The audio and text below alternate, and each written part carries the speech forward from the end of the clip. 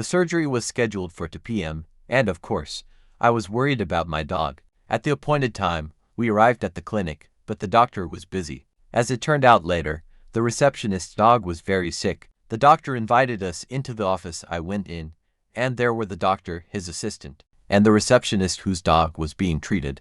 While we were talking to the doctor, the receptionist's dog became very ill. They started emergency resuscitation, but unfortunately, the dog passed away. She was 12 years old and a Pekingese. I was, of course, shocked by everything that happened, but the doctor's confidence and composure gave me hope that my dog would be okay. That dog was already old and had been sick for a long time, so the outcome was sadly inevitable. After that, they had to tend to the receptionist, and only then did they take our dog in for surgery. The surgery started at around 3 p.m. and finished at around 6 p.m. For 2.5, maybe even 3 hours, the doctor was reconstructing her paw, but everything went incredibly well. The procedure is called osteosynthesis. The dog had a pin inserted, secured with screws, and then we just had to wait for the bones to heal so the pin could later be removed. She was doing great and deserves full credit for her patience and resilience. She has always been the definition of calm. Any movement, travel, medical procedures,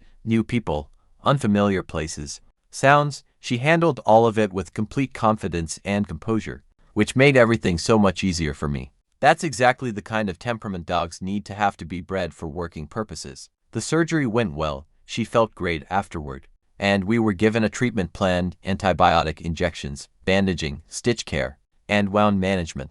Then we headed home. My happiness knew no bounds, because for the first time there was real hope for her recovery and the belief that her paw would regain normal function, even after the dog was already in my care, and I had taken full responsibility for paying for all the treatment. Tensions within the team still hadn't calmed down, but fortunately, by that point, I was no longer involved in any of it. The next critical step was to make sure the pin wouldn't be rejected, and that no infection would get in during the surgery. I diligently gave the dog antibiotic injections, changed the bandages, counted the days, and everything was going perfectly. Over time, I got the hang of caring for the dog. I made sure not to move her too often to prevent pressure sores, took her outside regularly. In short, another dog had now fully become part of my daily routine. She was the 5th dog I had taken in. 10 days later, we went back to the clinic, the stitches were removed, and 40 days after the surgery, it was time to take the pin out. As I mentioned earlier, the dog was overweight and I needed to help her lose weight. From the moment of the accident to the surgery, 12 days passed, and then another 10 days went by before the stitches were removed. During all that time, the dog barely moved at all. The muscles she had became atrophied, especially those in the broken leg, which remained completely immobile throughout that period. We then began rehabilitation.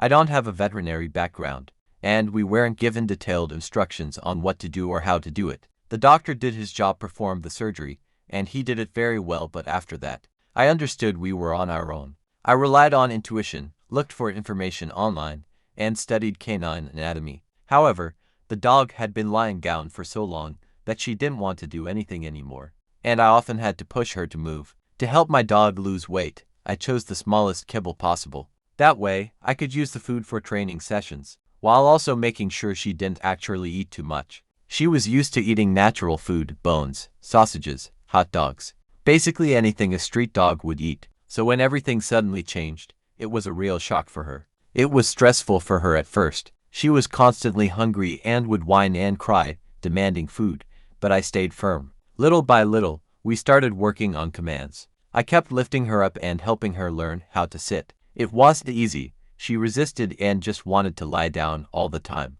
There were moments when I had to raise my voice or even make her do things against her will. But it was worth it. Otherwise, she'd probably still be lying there today. Back then, I couldn't even dream that one day she would start sitting on her own, learn to crawl, and eventually move around more or less independently. Your help is very important to us, as the treatment is quite expensive. The video includes the payment details so that you can support us. Huge thanks to everyone who decides to help.